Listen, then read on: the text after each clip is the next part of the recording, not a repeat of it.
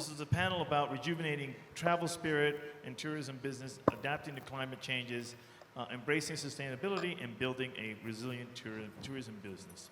So first question, first topic I'm going to talk about is climate change. The tourism industry is a major economic driver, and the impacts of climate change on tourism have the potential to have a significant impact on the global economy. How should the tourism industry work to adapt to the impacts of climate change? So why don't we start with Jürgen? Thank you very much, and it's a privilege to be here today, and thank you for the organizers. Maybe just 1 minute before I answer your question, I wanted to thank PATA Nepal for inviting my organization, the World Tourism Network, what started all with rebuilding travel, because that's really what we were about during COVID. And to give you a little bit history, we started this together with PATA and actually the Nepal Tourism, or the Tourism Board at the time, on the sideline of a cancelled ITB trade show, and it didn't happen. So it comes all together here, and of course climate change, environmental issues, sustainable tourism has been the highlight of our discussions, and I see so many of our supporters here. We like to talk about ourselves as a network, not an association, because we're not competing with other associations. We're hoping to complement.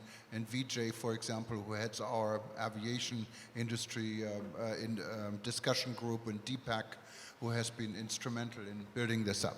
Just one word, but going to your question, of course, there are so many fascinating projects in the world. I can maybe give you a hint of one of the projects I'm involved in, and also my organization is involved in. That goes to Saudi Arabia. The Saudi Arabian government is in the process of starting an international organization, what is funded by this government for 5 years, and what has an enormous budget. I cannot give you numbers here, but it's really what is built is a network of information where all these initiatives would come together, and also there's funding to advance these initiatives worldwide to really make a big impact in climate change. And I'm very excited to be a part of it. It looks like it's something that has the potential of a real outcome, because many of us are involved in one project or the other. And when I got off the plane on Lufthansa in Mumbai, the first announcement from Lufthansa was, you cannot take any plastic out to the airport, you're going to get arrested. So no one took any plastic out. So the world is aware of the dangers of what waste can happen. Climate change in Nepal may not be such a big issue yet, but I can see it in other destinations, including where I live in Hawaii it is. And initiatives Shobha talked about are obviously big steps, and there's so many of this in the world. So I'm hoping with this project in Saudi Arabia, if this all works out, they will announce next year, it will really make an impact. Thank you. That's very good. I like that perspective on a much bigger scale, which is good. Now maybe on a smaller scale, like Shobha, when you're talking like hotels, and so what would they need to do to try to mitigate the climate change? There's no mitigating climate change, William. So what is happening is that one of the good things is that people are actually trying to promote newer ideas. Like one of the projects, one of the campaigns we're working for is Rajasthan in the monsoons, for instance. So India or Nepal, we kind of got siloed into the 6 month season or a 4-month season. So one of the, more, I won't say intelligent, one of the more experimental things to do was to see if we can move our seasons and try and get travelers to come and do something else. right? So Rajasthan in the monsoons is very beautiful, by the way. Just like they started to do snow leopard tourism, which is basically a winter-based tourism, and they started to get in, say, ice hockey, they started getting sports into it. And some of the festivals that happen only in winters in Ladakh, which goes to sub-zero temperatures. But again, this helps in distributing. It helps in distributing your, first of all, your tourism masses.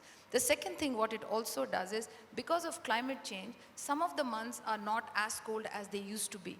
At one point in time, April wasn't a month you could even think about Ladakh, right? Now they're talking about Ladakh in April as something for the apricot blossoms. And they're looking at November, again, nobody would think about it, not the non-adventure or the wildlife guy, wouldn't think about November in Ladakh. But they're talking about fall colors in Ladakh. So we have to come up with ingenious ideas to this, because summers are getting hotter and hotter, or just, this summer just got crazy. So that's one thing I see. The other thing I'm seeing is a huge focus on domestic travel. Because don't forget, India is a huge has its huge domestic market potential. It's 52 weekends. So every hotel is trying to put a strategy for the domestic market. No, okay, so I see this on a country scale. Now with the hotels that are spread around India, right? So Upal, you were managing one hotel. And how would you talk about climate change and how it affects what you were doing at in your position? So I've been in Nepal now for more than 11 years. I've headed 2 hotel companies here. So it's very interesting to see Shobha's presentation, because we battle a lot with that. So one was with a homegrown chain of Nepal, and the second I used to work for IHG, and we had actually sustainable development goals where we had reduced carbon footprint by 5% every year as one of the achievable goals. So we had a program and plan around it, and it's actually quite difficult. So it was very interesting, Shobha, to see your presentation and what you're doing. So now, of course, I work on a much larger footprint. I work largely with Nepal. And I think Nepal has a huge challenge when it goes into it, which are more economic in nature. You know, so Nepal, if you see the history of Nepal, it started from the 1960s with the hippie culture. And it got into this whole budget tourism trap. And I don't think it's ever actually come out of that trap. You know, I do hear of, in the late 80s, we had some excellent tourism products which were more wildlife oriented, which were high value tourism, but they were very few. And that too is kind of gone. And I think the larger challenge today where I find for Nepal is, while everybody does understand sustainability, responsible tourism, climate change is an issue, but economic issues are far larger and far greater. And that's really where the trap is. And also, in the past, I would say, we've had 3 major issues. We had a 10-year-long civil war, which led to a change in governance, and it's still coming around. It's still politically still quite fragile with a very young democracy. The second was the major earthquake which hit us in 2015, and we're kind of recovering from that. And then 2020, the pandemic hit us in Nepal. But largely what I'd like to say is echo quite a few things of what Shobha mentioned in us being naturally, environmentally aware. Because we had a lot of sustainable practices which I find, because I'm originally from India, but I find India which has vanished. But if you travel to the hinterlands of Nepal, you find all that still being practiced. Many times people say Nepal is a very poor country, and you always look at the negative side. I always tend to see the positive side. So I'll give you a scenario. In 2015, we actually used to have 12 to 14-hour power cuts in Nepal. We didn't have power, all right? So what that naturally led to was people having a very sustainable lifestyle, because everybody packed up, went to sleep at 7:38 at night, got up early morning, and was more attuned towards nature. And we were not into having so many gadgets and using those or charging those, because you kind of live with nature. And you find that happening in a large part of Nepal. And yeah, everybody complains we don't have infrastructure, you don't have roads. That's great. you want to go to a great mountain, you got to hike it up. So when Avnish was talking about in India, by design, they make people, get off 3 kilometers away from a village. In Nepal, you don't have a choice. You have to actually walk to reach that village or reach that lake. So we already have a lot of things built into by design. And now with the government now in 3 levels, like the Honorable Prime Minister mentioned yesterday, that we had these major elections and they were at the 3 levels, the federal structure at the center, the provincial structure at the states, and the local self-governments. And the local self-governments, there's a lot of awareness. So I work with Dolma Consulting. We do a lot of work in sustainable tourism in terms of, that's where the funds and the monies are, to develop SMEs and MSMEs to go the green way. And that's where we find that there's lots for us to learn really from them, rather than us really going to try and teach them something. And that's what I see, happening in Nepal. So yes, there is a lot of change happening. A lot of it maybe not for the good things. But that awareness, if that can get driven now, especially in terms of messaging, and especially in terms of recognizing people for doing what they're doing. You saw those dancers yesterday on stage, they're from this tribe which is there in Chitwan. And if you stay at any of these resorts, you'll find many of them, this is one of the performances will happen at night. And I've stayed at several of these resorts, and the best part is the next day morning, you see those same people in a hotel uniform coming and serving you breakfast. And I think that's a great way to, involve the community and definitely have sustainable practices. Instead of getting manpower from somewhere else, you train the local people and interact with them. So you find a lot of glimpses of this, what I term, climate preservation, excellence, which is there in different parts. But it's not systematized. I think, the authorities and the powers to be need to look into holding these as, very close to us and taking that ahead. Wow. I'm happy to hear that it seems to be such the forefront of people's thoughts, and it's not like it used to be in the past a little bit where people just, that was just an extra thing we have to worry about and just ignore it a little bit. And Dr. Subhash, what's your opinion on this? Because you have a different perspective on that, being a doctor. Yeah, I mean, so I come from the medical background, but luckily I've been involved with serving travelers for the past 7 years. And I happen to be a very avid trekker and a very novice climber as well. So I can give you a perspective from the medical as well as kind of the client side maybe. Medically speaking, in terms of climate change, I think Sobha is right that mitigation might not be the right word for climate change. We have to accept that it's ongoing and it's power beyond us at this moment. Mitigate its effects. It was more part of what it should. Exactly. But in terms of medical illnesses, I think what we're seeing is like the spectrum of illnesses that we are used to seeing in travelers has started to change. A very prime example would be last year we had a really bad dengue outbreak in Kathmandu, which 10 years ago would have been unheard of. The government officially kind of announced that all of the 77 districts in Nepal had recorded dengue cases. That would mean right up to the high mountains as well. Some of that is kind of, when you jot down those numbers, you go by where they are originally from, so it might not reflect the entire thing, but we knew that it was quite widespread. And looking at the current scenario of how easily, even despite our lack of roads, we can get to these villages and trailheads, it is not unfathomable to think that the mosquito maybe hitched a ride in one of the planes and got up to the mountains. So it's presenting us with some challenges that we kind of did not foresee in the past. And again, sustainable practices and being resilient with local homegrown techniques, I think what Upal mentioned and Sobha also emphasized, would be the way forward. In terms of Nepal, what I would like to say is that we need to advertise that despite all these drawbacks and challenges that we face in terms of the economy and having been hit by so many different hurdles in the past, we are basically quite a travel-safe nation.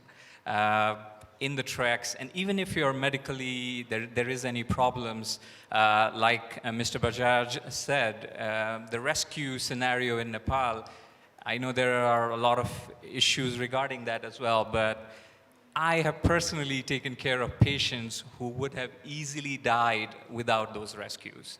And those still form the majority of the rescues. So, all's not doom and gloom. There are good things that we can pick up on and improve. And I think another thing that I would want to mention is the carrying capacity, which I thought was a really, really poignant point that Mr. Bajaj brought up. We do need to think about that. And expanding our tourism into areas that are maybe not that well known, and developing them in a new way so that we do not go about the same thing over and over again. So yeah, there goes. That's medical and a client perspective, I guess. Well, thank you.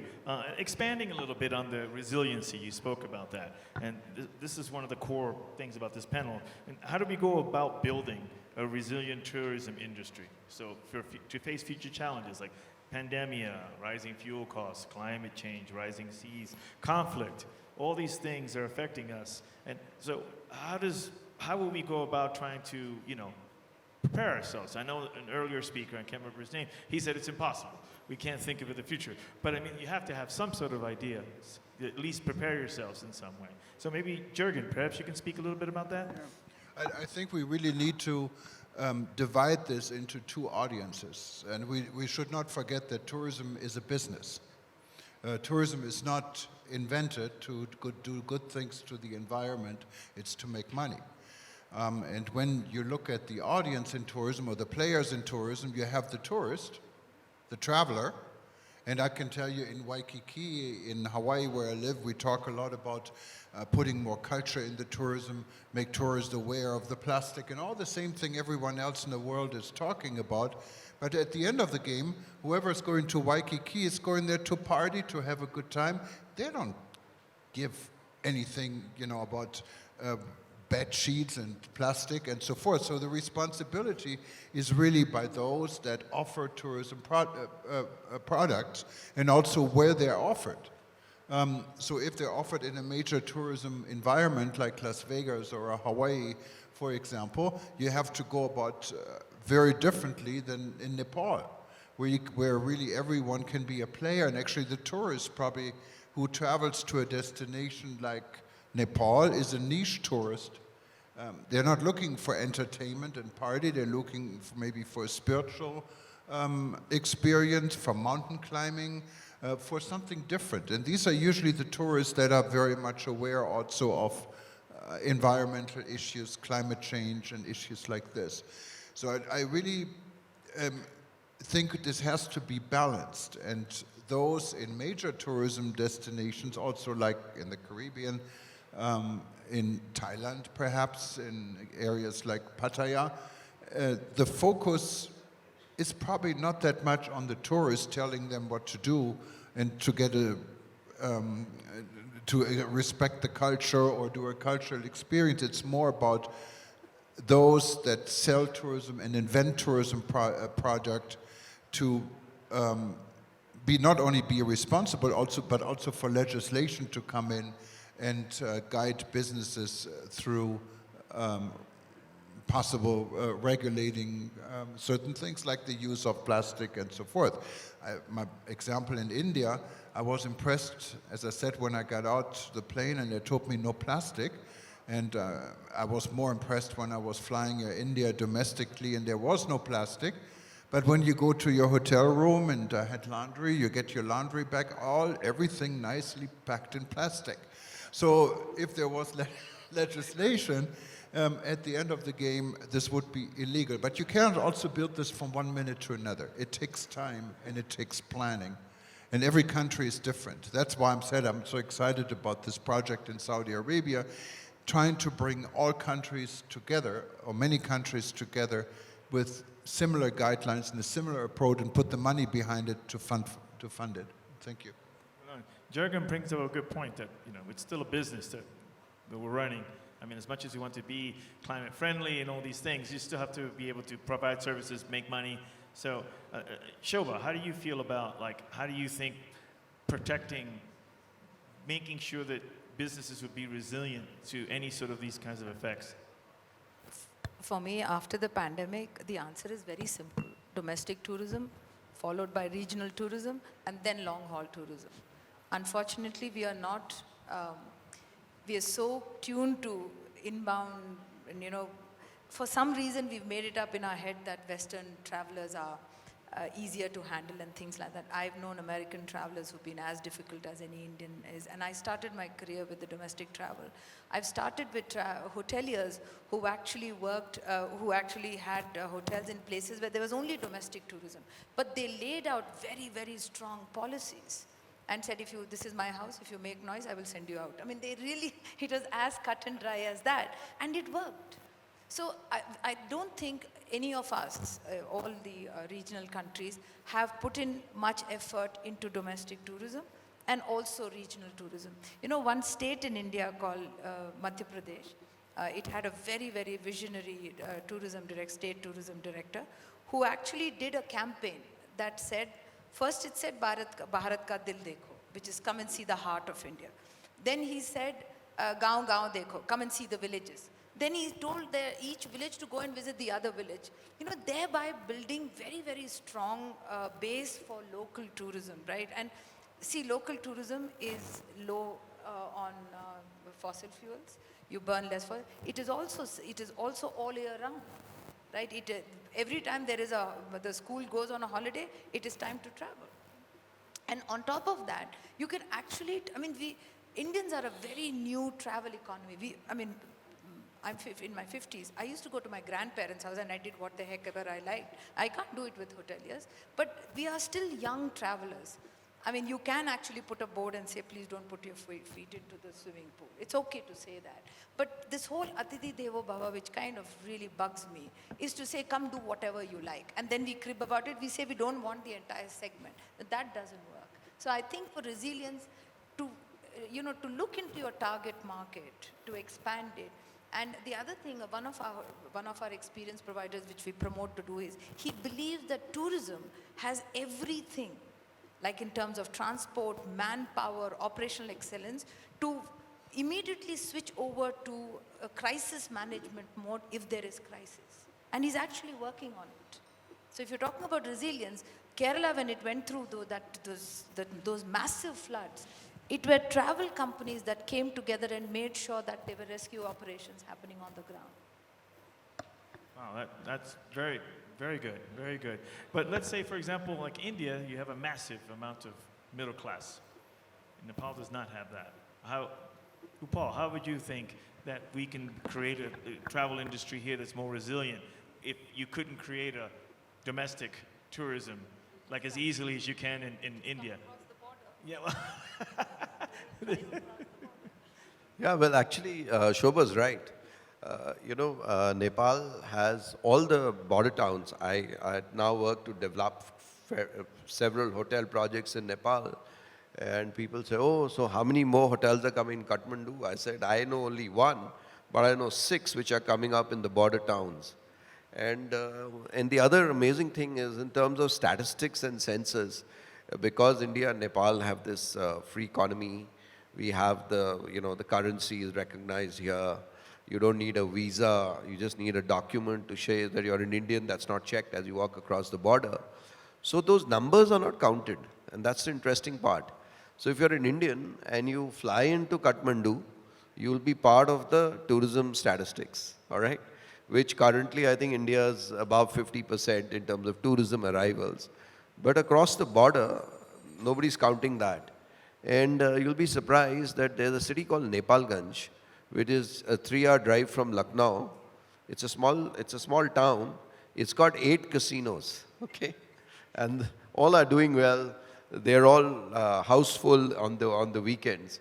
So in terms of, I think, if we start counting all those numbers, we'll realize what is the footprint which is visiting in and what can be done about it. So I think Nepal largely is definitely a tourism-led economy.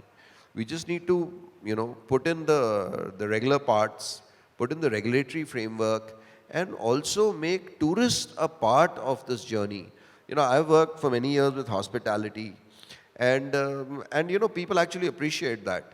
So we used to have a hotel, and I used to joke with my friends. This is about 10 years back, and that hotel was also in the five-star business. So at night, they would not give you hot water, all right? And we said, come on, you're a five-star hotel, you should be giving hot water. And they used to have a policy. They put a little note on the table which said that we do not want to run generators at night. In case you want hot water, please let us know. Somebody will carry it in a bucket and bring it to your room, all right? So the rest of us kind of laughed at that, but so there's somebody thinking and put in such a good sustainable practice, because we used to burn a lot of diesel oil at night to be able to run our boilers to deliver 24 hours hot water. So I think somewhere there is this awareness and this change which is coming in. But if you make the guest a part of it, and that hotel incidentally used to have, ADR or an average rate which is 2.5 times what us other five-star hotels are doing. But I feel if you make the guest or the customer a part of what you're doing, largely people want to go that way. She mentioned those 3 bottles of water on the table. I saw that too. But then I just thought to myself that probably they don't have an RO plant and a bottling mechanism where they can clean, sanitize a glass water bottle and change it. So maybe this is an easy way to go. But I think awareness is going to make a very, very big difference. Making people a part of what you do is going to make a difference. And it's a lot about commitment which comes in. In many countries, it gets driven by the law. But I think today it has to change, it has to come from within, where we need to be responsible as business owners, as hoteliers, as people who run the tourism industry. There's so much of a topic here. You want to add one thing? We're Yeah. running on time, so. The other thing I want to tell, the whole premise of luxury has to change. Who said excesses and wastage is luxury? I mean, who? That's a good question. And that question is, we're going to end with this question because we're just out of time. I thank all the panelists here for being on. Let's continue the conversation. A lot of great points were raised here. It's kind of sad that we can't really talk more. We're really kind of getting into the meat of it. But thank you for paying attention, and thank our guests, our panelists, and thank you.